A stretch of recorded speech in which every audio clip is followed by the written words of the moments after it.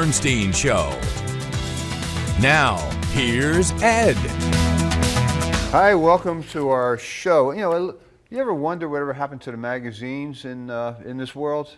Well, they're still around. A lot of them are really thriving, and talk about that in a little while with Mark Shaffer. With me now is Michael Williams. Dr. Williams is how do you identify yourself? A certified teacher of the Transcendental Meditation program for over 50 years. Now, okay, certified teacher, TM, Transcendental Meditation. You just came back from Armenia, Right. With doing something really special. And before, I think most Americans don't even know what was going on in Armenia. I mean, can you talk about why you went there? Yes, I went there as a response to the director of the TM program for the United States was asking for volunteers to go there and teach TM, because with Transcendental Meditation we have the gold standard to get rid of PTSD, not to cope, but to actually get rid of PTSD. And so it's a treatment. TM is a treatment for PTSD. And anybody else who just wants to improve the quality of their life. You don't have to have PTSD to learn TM. Right. Entertainers, stars, athletes do TM because it enhances their performance. Right. But what was the environment there? Yes. Why was there a need for them to reach out to an organization like yours? So Armenia is the first Christian country in the world, 300 AD, and they're at war right now with the fanatical jihadist Muslims, and they keep coming across the border because they have a superior army and arms and guns. They keep coming across, they kill people, they attack, they behead people, send the heads back to these people, back to the Armenians. It causes a lot of stress. So everything may be fine for a couple of weeks, then there's another attack. There's another 10 or 20 people killed. And let me say, because you have some statistics here, right? The 44-day conflict started in September 2020, and it left Armenia with 5,000 people killed, 10,000 wounded, another 300 soldiers missing, prisoner of wars, 100 prisoner of war, and 100,000 displaced people. So this is the environment that you're coming into. Right. Right. I mean, it's critical. The patient is on life support at this point. Yeah. Right. Okay. So what did you do, Mike? So we started searching for. Went to these different refugee places where they have housing, and they're kind of old, beat up, crummy buildings that we went to. We'd actually go to them, teach them TM in their facility, and then just keep coming back. We taught mothers, fathers, grandmothers, little children, teenagers TM, and then their stress starts to dissipate, and they start saying, even after 1 week, like, I feel like I have hope now, because all that stress they've been dealing with, they've lost their home to the war, and now they're stuck in a place, and they've been there over a year. I went there in September of 2021. I came back in the March of 22. So I've been back about 10 months. And I went for 1 month, but I stayed for 6 months because I just felt like I was really accomplishing something. I taught over 400 people, and otherwise they would just be all on drugs and just being stressed still. Right. And look, Americans see this every night on their TV sets of what's happening in the Ukraine. So we can imagine what it was like there. Yeah. But you, in teaching some of the citizens there at TM, you had some amazing experiences. Yeah. You had one that you talk about with a young girl. Was it a young? Yes. She's 10 years old. Since the day her father was killed in the war, she stopped speaking. Everybody responds to stress differently and grief. And so she stopped speaking, and the mother heard about TM, and her doctor says, yes, you should do it. So she winds up in a class, and I taught her and the mother and her friends, 3 of her friends, and on the second day of the class, it takes 1 hour to learn TM. 1 hour, that's it. It's that simple. It takes a little longer because I have a translator that translates everything. And then come back for next 3 days for an hour and a half. So on the second day, in our group meditation, she starts to whimper and cry a little bit. So whatever stress was there is totally dissolved in just a couple of days of deep rest, because TM provides the level of rest that's 2 to 3 times deeper than sleep, yet you're not asleep. You're sitting up in your chair or on an airplane, traveling somewhere. Right. And you also worked with some soldiers? Yes, taught soldiers in wheelchairs, some that are not in wheelchairs, deep trauma. One particular, this gentleman, 70 plus of his men were killed. He was only one of 2 survivors on these drone attacks on these 2 trucks that they were in. So now he's in the hospital. He has a pin and a rod in every arm and every leg of his body. Left side of his body is completely paralyzed, and he has neurological damage, so he can't quite close his eyes all the way. Can you imagine not being able to, how do you sleep at night? You can't close your eyes all the way. You have light coming in all the time. First meditation, within less than 2 minutes, deep rest came. His eyes closed, and he opened his eyes, and he goes, I closed my eyes all the way. I said, it was so relaxing. And then he got deep rest, and then he hadn't slept in a year and a half. You know, it takes 5-6 hours for these guys to go to sleep.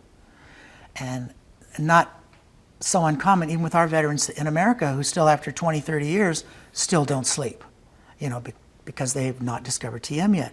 So he didn't want to kill himself anymore. He threatened to commit suicide. Within 2 months, he was home. He's doing fine now. He's not wanting to commit suicide, and I haven't checked on him. I keep in almost daily contact with all my students there and my translators, and I'd like to go back at some point. You have worked in the past a lot with veterans. It's Yes. a big issue, and you're a big believer that Yes. that we should be trying to instill TM mechanisms with all our veterans. Yes, absolutely. You know, the main modality of teaching and trying to get rid of stress in America is put them on lots and lots of drugs and give them some therapy. Therapy's good. Drugs just cover the symptoms. We know drugs don't cure anything. They just mask the symptoms until your body immune system kicks in and fixes the problem, which usually doesn't happen because drugs are so debilitating. They create all these other problems. So Every action has a reaction, right? yes, Yeah, absolutely. So as we were talking about earlier, 26 vets used to kill themselves every day in the United States. This was 5-6 years ago. Now it's up to 44, and we still haven't given them this technique. If they are TMing, you can't have those thoughts anymore because TM gets rid of that deep trauma, which is causing that problem, whether it's heart disease or headaches or back problems or anything stress related, which is 90% of all illness. So I teach them, and I taught my father from the Korean War. He was a severe alcoholic. He never had to go back for meds or anything. They gave him shock therapy in San Antonio, Texas, when I was growing up as a boy, trying to get rid of PTSD. I hear they're trying to bring it back. Oh, please don't do that, VA. That does not get rid of trauma by shocking, putting current. What is it about TM that works? I mean, and why is it different than other forms of meditation? Yeah, it's so uniquely different because if you could imagine your mind on the top, it's full of thoughts and activity. We go all. You go all day. This, that, boom, boom, boom, and then we come home. And then we try to relax. We maybe watch TV. Some people have a margarita or something, or a beer, something to chill out or whatever. Right. So what happens with TM, the mind is always here. With TM, you learn the technique and automatically the mind settles down, deeper than sleep, and yet you're sitting up in a chair, the mind gets quiet, deep. All that stress you've accumulated from that day and last week and last month and 6 months ago, 6 years ago, is automatically naturally dissolved. So that's why I teach a veteran, and within 90 days, even the suicidal thoughts go away. I mean, it sounds too good to be true, and that's what all my veterans say. This is too good to be true. It must be TM, because it works every single time. Right, but how is it different? Because other techniques, let's say mindfulness. Mindfulness is the big thing in America. Okay, right now. Explain what that is. Mindfulness, and I've taught Buddhist monks that do mindfulness. They love TM way better, but they've been doing this other thing for 30 years. They do it, and they also incorporate TM. Tens of thousands have been taught in Thailand, Cambodia, Vietnam in the last 10, 15 years as well. They're catching on to it as well. So it's different because mindfulness, you go all day long, maybe thousands of times you think, I want to be a better person, I want to be a better person. Or I want world peace, I want world peace. And you're thinking this while you're driving, while you're eating. Constantly, hour after hour, you do that. With TM, we don't do that. You're taught a mantra. It's a meaningless sound. These sounds are over 5,000 years old, and they work because we have over 350 research studies to say that TM works. And so what happens is the mind automatically leaves all this stuff behind and goes to the deeper, quieter levels of mind and physiology. And so what happens during this deep rest, just like when you sleep at night, you could be tired, and when you wake up, you should wake up refreshed. And if you're not, because you didn't get rid of that stress, TM gets rid of that stress because the level of rest is 2 and 3 times deeper. Plus, brainwave patterns change, left and right, front and rear. So somebody learns TM maybe because they want to get rid of some stress, and they find that I'm more creative. I get things done more quickly than I did 2 weeks ago when I started TM. I love teaching corporate executives, and somebody that maybe you're aware, Ray Dalio, the 33rd richest man in the world. He's been practicing TM for 45 years. He says, I owe my whole success to daily meditation. So that's the difference. TM allows the mind by itself, without focusing or concentrating or controlling your breath. There's hundreds of meditation techniques out there, or go to an internet. In TM, you learn from a qualified instructor. 1 hour, private instruction. No other technique offers that. And it's requires what? Two meditations a day. Yes. 20 minutes each time? 20 minutes each time. What's so magic about the 20 minutes? 20 minutes is all you need. 20 minutes. 20 minutes is enough for the mind to get very still, very quiet. So do you do this when you first wake up and before you go to sleep? Yeah. Is that first thing in the morning, last thing at night? Is that the ideal times to meditate, Yes. or it doesn't matter? It's a preparation for activity. So you get up in the morning, brush your teeth, drink some water. Personally, I do 15 minutes of yoga asanas, which we teach people. It's part of the TM course. It's all included in the TM program. And then after that, I go about my day. And for, like I said, 40 years, I taught special ed. And then after school, I would go teach TM on the weekends. And I got 2 great granddaughters and 2 daughters, and we all live here in town, and it's pretty nice. And it's so simple. I've taught this to mentally retarded, mentally challenged, autistic, severe seizure activity, young adults, 15, 16, 17 years old. Immediate results. It's so simple to do because most people think, oh, I can't meditate. I've tried at home. You have to focus and concentrate. We don't do that in TM. That doesn't work. Doesn't work. No, we laugh at that. We anybody go, anybody at any age at can any do age. TM. Yes. Right. We teach you when you're 4, you have a walking mantra. And then when you're 10, you get a sit-down technique. So that's why athletes love TM. That's why Tom Brady loves TM. That's why people like Howard Stern, and that's why the Beatles have been meditating for 50 plus years. It helps them stay on top of things. Look at them. They're in their 70s and still rocking it. I think it's pretty cool. Yeah. You've always talked about how TM can reduce crime rate, and there's been numerous studies that have validated that as well. There's a famous one in Washington, D.C. that we've talked about in the past, right?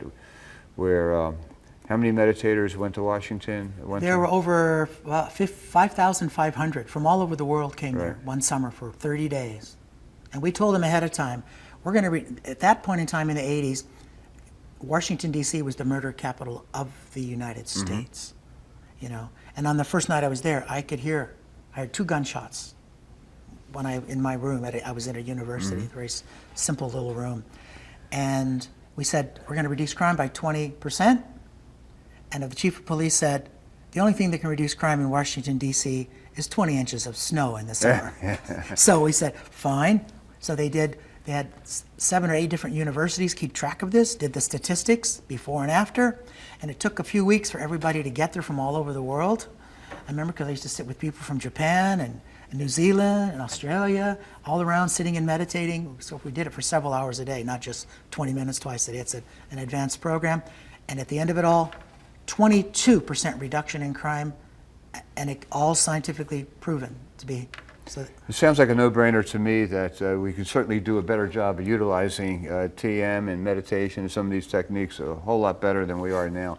If you want more information about meditation, about TM, or even about Armenia, M. Williams at tm.org, Dr. Mike Williams, happy to talk to you about how you can learn to do TM. We'll be right back with Mark Shaffer. Look, I love and miss magazines. I mean, I was just telling Mark Shaffer, who publishes My Vegas and what's this other one I have here, The Luxury Life, which you know very well. How important it used to be in my life, and it still is. You know, I'm just one of those old-fashioned guys that like to physically have a magazine, and you know, I'd read yours, I'd read, you know, Time, Newsweek, and now everything is online. And I don't know. I mean, are we going to lose the paper forever? Well, in some areas, yes, and some areas, no. As we all know, when the internet exploded in the last 20 years, Google kind of wiped out the classified ads in our newspaper, or Craigslist did. So now if you want to sell your lawnmower, you just go, or your bicycle, you go on Craigslist, and you don't need the newspaper anymore. Google kind of wiped out Yellow Pages. So if you need a plumber and you got a leak in your kitchen, you got to call a plumber, you just Google it. Right. So some areas, yeah, it kind of wiped out the print media in some areas. But in our business, it's blossomed, and it's just not going away, and people love it. My Vegas and our publications are about there are things you can't get on necessarily Google, and it puts it in real life, and it puts it in your hands. So sometimes in the computer world, there are things that are just unnecessary. When you've got a destination, if you need a plumber or you got to sell your lawnmower, got it. You can go digitally do that right away. But these are enjoyment magazines, leisure magazines, where you're going to want to read them and hold them at your doctor's office or down at the lawyer's office, wherever you're at. You know, you've got some magazines, something for them to do to kill the time. On ours, we put on the corner, take home, free copy, take home, because we are in so many doctors and lawyers and real estate offices, and we want the customers to go ahead and take that copy home and enjoy it and read more later, if you will. So they're enjoyment magazines. So when you say enjoyment magazine, it's not like you're publishing today's headlines, because by the time the magazine gets published and printed and in somebody's hands, that's already old news. So you really have to focus on human interest stories, right? I mean, really dig deeper into a story. 100%. Right? And so what do you try to accomplish, like with My Vegas? What is your goal to accomplish with My Vegas? Well, you know, it's kind of funny, the history of My Vegas, if I may back up a second. Back in, before the 2007 and 8 recession, I had 10 magazines here in town. We had Las Vegas Home and Garden, Las Vegas Health and Fitness, Las Vegas Dine Out, Las Vegas Restaurant Guide, Las Vegas Bride Magazine, Las Vegas Woman Magazine. I had about 10 magazines. When that recession hit in 7 and 8, there was a phrase going around where college-age kids were moving back in there with their parents to consolidate their bills. I don't know if you remember some of that going on. And still living it. and I got the idea from them. I thought, well, all my magazines are getting smaller because of recession. So I put them all into one, consolidated them. They were my kids, my babies. And I put them all into one, and that's how My Vegas was born. So inside My Vegas, we have my restaurant section, we have my legal section, my home and garden section, my health and fitness section. So it's really, the recession gave birth to My Vegas by putting them all into one. And that gave me a 200-page magazine right out of the cannon, and it worked out great. And so it kind of organically grew from there into the concept is a city magazine. What to do, where to go, where to take the kids on 4th of July, what's going on in Mount Charleston in the summer, you know, things like that, Lake Mead, you know, just capture the whole thing. There's so many magazines on the Strip about Celine Dion or Blue Man Group or all the big shows on the Strip and stuff. I wanted something that wasn't, that was their Vegas, or the tourist Vegas. I wanted one that wasn't My Vegas, and that's where I got the idea. It was in the shower one day. I thought, that's it, My Vegas. And what is your Vegas? I mean, you're a local? Focused on the locals. Okay. Yeah, so we're not about Celine Dion, the Strip, or the tour, you know, all the, I mean, we have a little bit in there, but it's not our main focus. Our main focus is what's going on in the city for locals. And it kind of morphed, though, Ed, I'll be honest with you, as we got into 2014 and 15, we had this demand for people wanting to be on the cover. And that got crazy, and I had a 5-year waiting list. And so my friend called me up and said, Mark, I've known you since high school here in Vegas. How come, why do I got to wait 5 years? I said, it's a 5-year waiting list.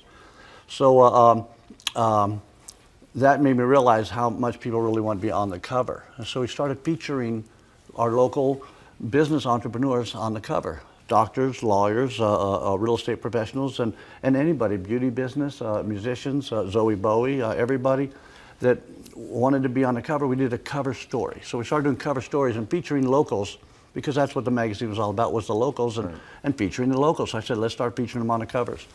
So that's been our model now. So we still talk about where to go with the kids, and we still have the baby issue about, you know, all the cute little babies being born in Vegas, and we do stuff about moms and single mom life, and we do stuff about home and garden, but we also feature rising stars in our local community. And you also have a digital component. Oh, right? yeah, oh yeah. So it's digital as well. You can look at it on your iPad while you're at the airport and flip through the pages, just swiping, and it's just turn the page and blow it up if you want to read it. I'll tell you one thing we added this last year, and that is the QR code to the magazine, because the digital, when people are reading in the doctor's office, they want to learn more about this fellow. They can just hold their phone. They can put the magazine down, and now it's on their phone. Good idea. So you can Didn't finish the story, I'll bring it home and read it later. transfer it right to digital. Yeah. Or I want to email somebody, a friend, about something I'm reading in the magazine, and there it is, right? Yeah. But your question you said earlier about print, you know, and I get once in a while, people started hitting me up about 10 years ago, say, print's dying. Why are you going to keep printing magazines? It's dying. I tell them, well, when Albertsons stops, takes all the magazines down, you let me know. Because I'll save about $500,000 a year I won't have to spend on printing bills, okay? I would love it to die, but it's not dying. People love holding them. And I read an article about the emotional appeal that a magazine has. You can actually flip the pages, you can hold it, look at it, and you can save it, you can take it home, and it gets you off your screen time too. Well, yeah, and not only that, Mark, but it's like, you know, you pick this up, and the pages they feel good in your hand. I mean, they're glossy, they're thick, it's substantial. You know, you pick up a newspaper, you know, the print's on your hand, you know, it's a mess by the, you know, to even fold and unfold it. I mean, a magazine is just so much handier to read. And it's a real experience instead of a digital experience. How do you, like here you got top 100 women. It's, you know, it's kind of a segment that you do all the time, right? Yeah. How do you pick the top 100 women? Well, we solicit our readers. We have about 500,000 readers a year out of this community annually. And out of that, though, we only have about 50,000 of their emails. We couldn't get all their emails, but 50,000 of them. We'll ask them, who's your top favorite woman of influence when we're doing the top 100 women of influence? Right. When we do the top doctors issue, who's your favorite doctor? Who made you feel amazing, you know, and stuff like that. So it's called Reader's Choice. So the readers tell us, and from there, we call them and we help them out, and some of them want to be on the cover and some don't, and whatever, but they still are in the magazine based on the votes and the nominations. What about the Hispanic market in Vegas? Good question. So we launched a section called My Latino about 4 years ago. And my general manager at my office, my right-hand arm, she's 100% Latina here in Vegas, born and raised, and she's 100% bilingual, and she's just a great gal. Her name's Laura, and she and I tried to launch a Latino section. But Laura's not a salesperson. It takes money to print the magazine, so I need sales to make that happen. And we just have not found that perfect salesperson to help us. We tried it for almost a year, and you know, I speak travel Spanish, but not enough to close the deal or to present everything, you know, in proper. So when I find that person, if you're out there watching, please give us a call, because I would love to get that relaunched, but would love to launch that section. And we had started it, but we just couldn't keep it going. And is it easy today to corral writers? I mean, where do you find writers to write in? So writers are all around the country. We've got about 20 writers all around the country. These are stay-at-home moms. These are people that just have a passion for writing. They're all of our contributing writers, and they're from every city.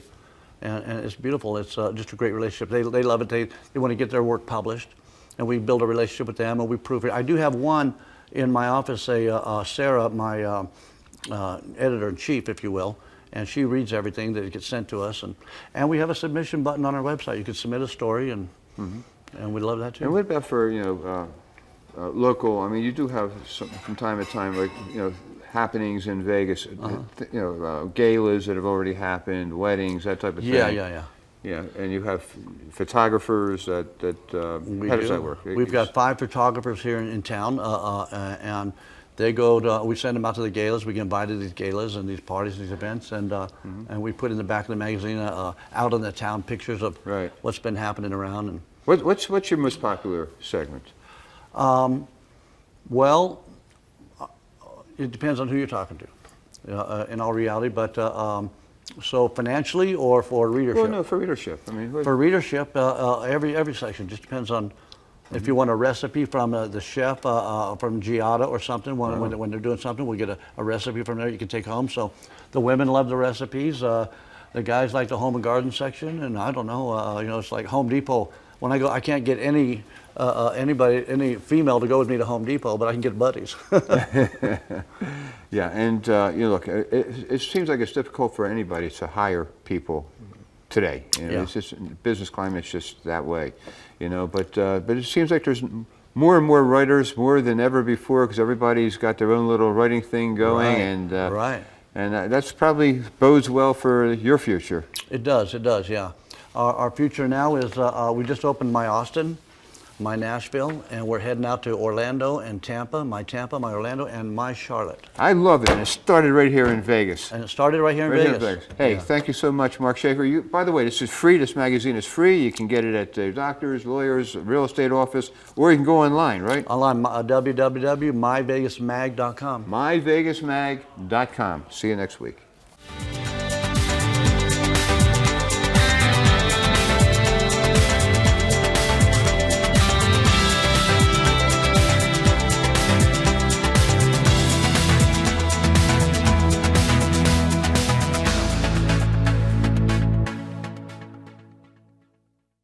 If you've been injured, turn to someone you can trust.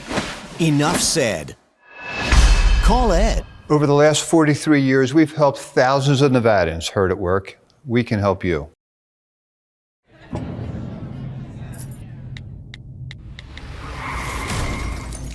When sorry is not enough. Enough said. Call Ed. EdBernstein.com.